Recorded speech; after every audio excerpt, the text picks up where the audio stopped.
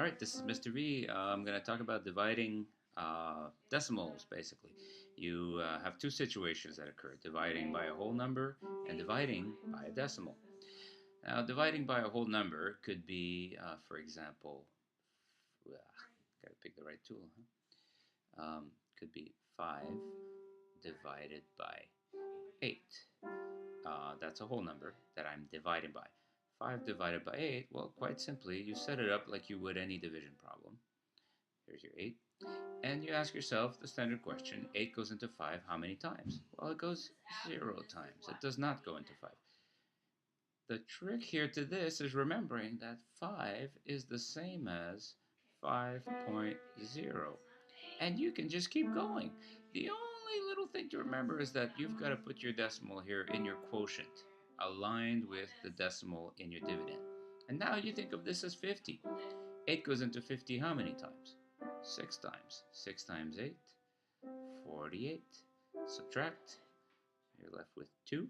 And you could just add another 0 because 5 is the same as 5.00. 0 doesn't change the value of the number. I drop another 0 here. 8 goes into 20 2 times. 2 times 8 is 16. Subtract that, 4. And I can yet again drop another 0. And now 8 goes into 45 times. I'm done. I have no remainder. Subtract 40, 0. So 5 divided by 8 is 0.625. Now, I could also have a decimal divided by a whole number. For example, let's go with 24 hundredths divided by 3. You set it up just the same. Here's my division bar, and here's what I'm dividing, 24 hundredths, and it's being divided by 3. And you just go ahead and do the problem. 3 goes into 0 how many times? 0 times. Cross over the decimal point here in the dividend, put it in your quotient. 3 goes into 2, it does not go into 2. It goes 0 times. And then 3 goes into 24, 8 times. That's it. 3 times 8, 24. Subtract, no remainder, I'm done. These are simple. However, dividing by a decimal requires a little adjustment.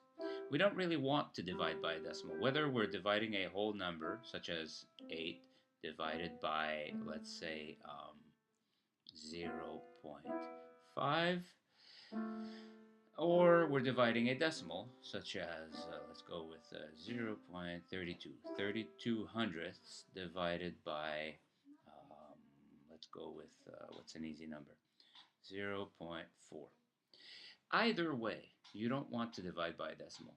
And you can use the simple fact that multiplying both the dividend and the divisor by 10 does not change what the answer will be.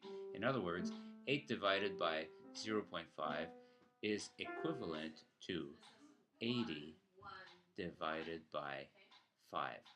As long as I move the decimal the same number of places in both, I will get the same answer. And now I've got a simple problem. 80 divided by 5. How many times does 5 go into 8? Once. Subtract 5. I'm left with 3. Drop my 0. 5 goes into 30 6 times. There we go.